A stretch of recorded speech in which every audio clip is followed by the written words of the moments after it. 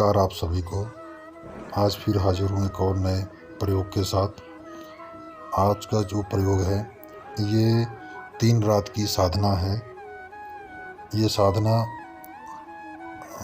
सरल भी है और थोड़ी कठिन भी है नए लोगों के लिए, और जिन्होंने कुछ साधनाएं कर रखी हैं उनके लिए तो ये बहुत ही सरल होगा करना। और जो नए तंत्र विद्याओं को सीख रहे हैं उनके लिए ये कठिन है। उनके लिए तो मैं यही कहूँगा, अगर आप में क्षमता है तो तभी करिएगा, नहीं तो इस साधना को मत करिएगा। इसमें थोड़ा सा भय आपको लगेगा। जब ये आत्मा प्रत्यक्ष होगी आपके सामने तो आपको डरा सकती है, आप डर सकते हैं, तो इसलिए हानि होने के चांस ज़्यादा हैं। इसलिए आप जो है इसको मत करिएगा। अगर आप थोड़े से डरते हैं तो ये साधना आपके लिए नहीं है।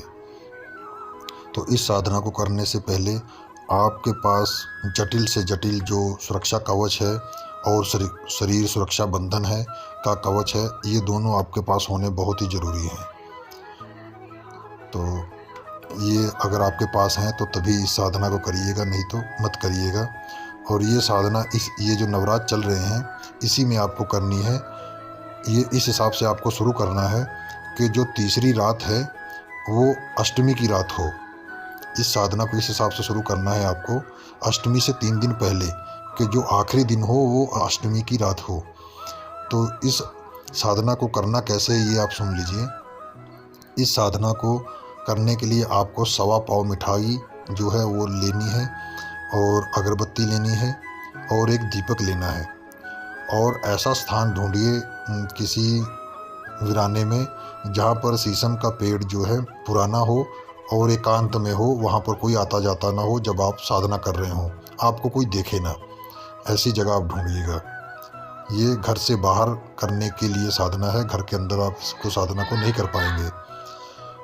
और जब ये आपको ये सामान ले जाएंगे तो पहले वृक्षराज के पास जाकर वहाँ पर एक बोतल आप पानी ले जाइएगा। उस वृक्ष को जो है आपको प्रणाम करना है। प्रणाम करने के बाद उनको बताइए कि मैं आपके जो है समक्ष जो है 3 रात की साधना करने जा रहा हूँ, और उसमें मुझे सफलता प्रदान करने का आशीर्वाद दीजिएगा कि मैं सफल हो जाऊँ।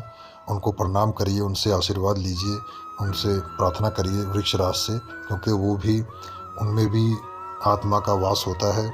बस उनकी जो बस वो बोल नहीं सकते, बाकी वो सब हमारी तरह ही हैं। वो भी, उनके बारे में क्या बताऊं। हम साधना के बारे में बात करते हैं। तो साधना जो है आपको उसमें वहाँ पर फिर वो जो मिठाई आप लेके गए हैं उनकी जड़ के पास रखिएगा। एक दीपक प्रज्वलित करिए वहाँ पर, वो आपको 3 दिन लगातार जलाना है। दीपक उसी हिसाब से जलाइए कि जब तक आपको साधना में बैठना है 1 घंटा आपको बैठना है। 12 से लेके 1 बजे तक आपको बैठना है, ये नियम है। 12 से 1 बजे तक आपको बैठना है, 1 घंटा ही बैठना है। और जो मंत्र है आपको 1 घंटा जाप करना है दीपक जलाकर। और जब आप दीपक जला लेंगे तो जो बोतल में पानी लेकर गए हैं वो जो है आपको जड़ में डालना है उनके, थोड़ा सा डाल दीजिए, बाकी अपने पास रख लीजिए। और डालने के बाद आप अपना सुरक्षा कवच जो है घेरा बांधिए, और सुरक्षा, शरीर सुरक्षा जो बंधन है आप वो लगाइए। तो उसके बाद साधना शुरू करें। जो मंत्र है मैं डिस्क्रिप्शन में लिख दूंगा। इस मंत्र को आपको 12 से लेकर 1 बजे तक आपको जाप करना है, 3 रात तक। तीसरी रात में, अष्टमी की जो रात होगी, तीसरी रात में जो आत्मा आपके सामने प्रत्यक्ष होगी वो थोड़ा आपको डराएगी। आपको डरना नहीं है, बस निडर रहिएगा। और जो आपकी मनोकामना है, जो आपका अमोघ कार्य है, वो आपसे पूछेगा कि क्या चाहिए आपको। जो भी सवाल होगा वो आपके सामने ही होगा। मेरा अनुभव अलग है, आपका अनुभव अलग है, और कोई और करेगा उसका अनुभव अलग रहेगा, सबका अनुभव अलग रहेगा, एक समान नहीं होता है।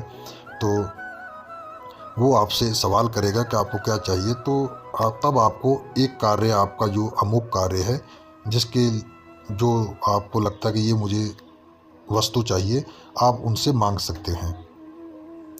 ये बातचीत आपकी क्लियर होगी, कोई वचन नहीं है इसमें, लेना देना है कुछ भी नहीं है। बस आपकी साधना सही सटीक चल रही है तो तीसरी रात को आत्मा को प्रत्यक्ष होना ही होना, चौथी रात का तो सवाल ही पैदा नहीं होता है। ये आप कर लेंगे तो वो जब आपसे सवाल करेगी मांगने के लिए, जब आपको कहेगी आप क्या प्रयोजन है आपका ये साधना करने का, तब आपको बताना है कि ये मेरा कार्य है या ये वस्तु है, मुझे चाहिए, आप मुझे इसको प्राप्त करा दीजिए। तो वो आगे का बताएंगे, जैसे भी विचार होगा वो खुद ही आपको बताएंगे, मैं नहीं बता पाऊँगा कि कैसा सवाल जवाब आपका होगा। तो ये आपको करना है। जब आपका सवाल जवाब हो जाए आप उनको प्रणाम करिए, जब वो आएँ तब भी और जब वो जाएँ तब भी, और घर को चले आइए और आराम से सो जाइए। तो जो आपका अमुक कार्य है वो पूर्ण हो जाएगा और ये साधना भी सिद्ध हो जाएगी, और ये जो आपका जो अमुक कार्य है वो आपको फलित होता हुआ जल्द ही दिखाई पड़ जाएगा, जो भी आपने उनसे सवाल जवाब किया है। और ये एक ही बार फलदायी होती है, हर बार नहीं। अगर आपको फिर दोबारा कोई अमुक कार्य है तो फिर आपको ऐसे ही करना होगा, लेकिन उसके लिए आपको समय जो है वो देखना पड़ेगा कि ये किस समय ये फलदायक होगी। जैसे अभी मैं आपको बता रहा हूँ, इस नवरात्र में आपको 3 रात पहले शुरुआत करना है और तीसरी रात जो है अष्टमी की होनी चाहिए। तो ये 100% आपको उस दिन ये प्रत्यक्ष होना ही होना है। ये मैं आपको पूरे विश्वास के साथ बता रहा हूँ, इसमें कोई भी गलत नहीं, कुछ नहीं बता रहा हूँ। बस आपका मंत्र उच्चारण सही होना चाहिए, आपको एक विश्वास होना चाहिए आपके अंदर ईश्वर के प्रति, और जैसा भाव होता है वैसा ही फल प्राप्त होता है इंसान को, ये आपको जान लीजिए। मैं इससे ज़्यादा और कुछ नहीं बता पाऊँगा। जो आपका अनुभव होगा वो आपके द्वारा ही आपको प्राप्त होगा, मेरे द्वारा नहीं। मैं तो सिर्फ एक थोड़ा सा मार्गदर्शन आपका कर रहा हूँ, बाकी मेहनत आपको करना है। जो भी आपका अनुभव होगा वो मेरे से भिन्न होगा, या कोई और भी करेगा साधना तो उसका भी आपसे भिन्न होगा। सबका अलग अलग अपना नज़रिया होगा, किसी का कोई मेल नहीं होता है। बहुत इत्तेफाक होता है कि किसी का अनुभव किसी के साथ मेल खा जाए, नहीं तो नहीं होता है। किसी भी साधना में सबका अनुभव समान रूप नहीं होता है। तो अगर इस साधना को आप कर ले गए, और जो आगे मैं बड़ी कुछ जटिल साधनाएं बताऊंगा तो उसमें ये इससे आपको एक एक्सपीरियंस हो जाएगा, एक अनुभव हो जाएगा कि उस जो दूसरी साधनाएं होंगी वो आप करने में सक्षम हो जाएंगे। ये इतना आपको इससे फ़ायदा होगा। इसीलिए मैं आपको बता रहा हूँ कि ये नवरात्र में अगर आप ये साधना आप कर ले जाते हैं तो मुझे लगता है कि ज़िंदगी की कोई ऐसी वस्तु आपको मिल जाए जो आपको लगता है कि मैं सारी ज़िंदगी नहीं प्राप्त कर सकता, और इस साधना के द्वारा आपको प्राप्त हो जाए। आपकी मनोकामना पूर्ण हो, ईश्वर आपकी साधना को सफलता प्रदान करें और आपकी मनोकामना पूर्ण करे। मैं तो यही प्रार्थना करता हूँ, इसीलिए मैं आपको ये साधना बता रहा हूँ। बस अपनी सुरक्षा का ध्यान रखिएगा, क्योंकि आपके पीछे आपका परिवार है, आपके साथ कुछ सदस्य जुड़े हुए हैं जो आपके साथ रह रहे हैं, आपके ऊपर निर्भर हैं। तो आप सुरक्षित रहेंगे तो वो भी सुरक्षित रहेंगे। मैं नहीं चाहता कि मेरे बताए हुए किसी प्रयोग के कारण किसी को हानि हो और वो सारी ज़िंदगी पछताए, ऐसा मैं कभी नहीं चाहूँगा। ईश्वर से मैं यही प्रार्थना करता हूँ कि आप पहली बार में ही सफल हो जाएं और ये गुण आपको प्राप्त हो। बस ये जो साधना है मैंने आपको बता दी है। अब फल ईश्वर के हाथ में है, और आपका जो मन में भाव है वो कैसा है ये ईश्वर ही जानते हैं, मैं नहीं जानता हूँ। तो आप इस साधना को कर लीजिएगा जितनी जल्दी हो जाए। अष्टमी कुछ ही दिन में आने वाली है, उसके पहले आपको शुरू कर लीजिए, और तीसरी जो रात होगी वो अष्टमी की होगी, तो आपको उसी दिन ये फल प्राप्त हो जाएगा। आज्ञा दीजिए, फिर मिलूँगा एक और नए प्रयोग के साथ। नमस्कार।